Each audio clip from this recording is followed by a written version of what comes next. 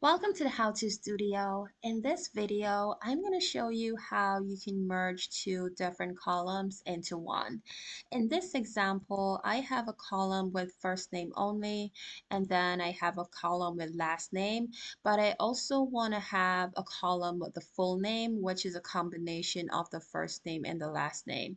So what I'm going to do first is I'm going to add a column on the right, and this will have my first name and last name for each cell. So what you want to do to combine both cells into one is to use the concatenate function. So you're going to press equal and then type concatenate, and then you select it. And then you're going to select your first name, and then you're going to put a comma, and then you're going to put space in quotation marks. So quotation, space, quotation, and then you're going to put a comma again, and then you're going to put your last name. So what this formula is saying is the first name, space, last name. Then you're going to press enter.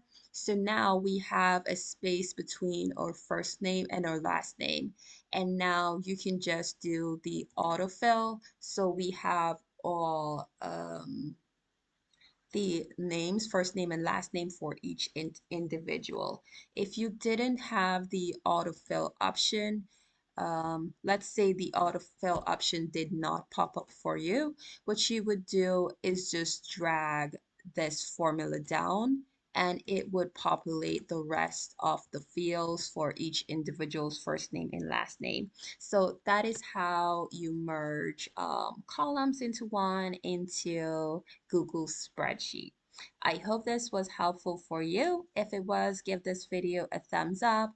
Please like and also subscribe and leave a comment if this was helpful for you. Thank you so much for watching, and I'll see you in the next video.